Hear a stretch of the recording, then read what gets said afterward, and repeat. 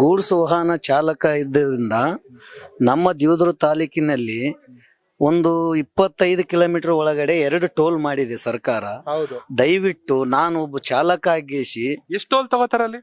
ಅದು ಒಂದು ಗಾಡಿಗೆ 40 ರಿಂದ 50 ರೂಪಾಯಿ ತಗೊಂತಾ ಇದ್ದಾರೆ ಸರ್. 60 ಪ್ರೈವೇಟ್ ಟೋಲ್ ತಾನೇ ಅದು? ಪ್ರೈವೇಟ್ ಟೋಲ್ ಅಂತಾನೆ ಹೇಳ್ತಾ ಇದ್ದಾರೆ ಸರ್.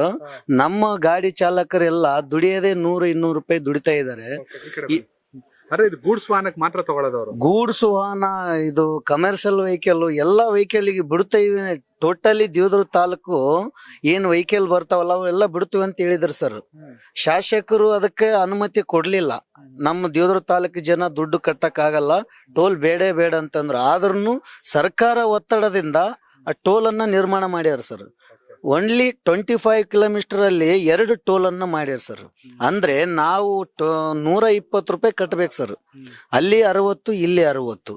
ಅಂದ್ರೆ ನಾವು ದಿನನಿತ್ಯ ಹೊಲ ಮನೆಗೆ ಲೇಬರ್ ಹೊಡಿತಾ ಇದೀವಿ, ಗೊಬ್ಬರ, ಅದ್ರಾಗ ಎಣ್ಣೆ, ಏನ ಹೊಲಕ್ಕೆ ಸಂಬಂಧಪಟ್ಟಂತ ಮಾಲ್ ಗೀಲ್ ಎಲ್ಲ ಒಯ್ಬೇಕಾದ್ರೆ ನಮ್ಮ ಡ್ರೈವರ್ಗಳಿಗೆ ಅಷ್ಟು ತ್ರಾಸಾಗಿದೆ ಸರ್. ಹಂಗಾಗಿ ಟೋಲ್ ಒಂದು ಸರ್ಕಾರದಿಂದ ನಮ್ಗೆ ಟೋಲಿನ ಅವಶ್ಯಕತೆ ಇಲ್ಲ ಸರ್. ಟೋಲ್ ಮಾಡಂತ ರೋಡನು ಅಲ್ಲ. ನಮ್ಮ ದೇವದುರ್ಗ ತಾಲೂಕಿನಾಗೆ ಯಾವುದೇ ಹೈವೇ ಇಲ್ಲ.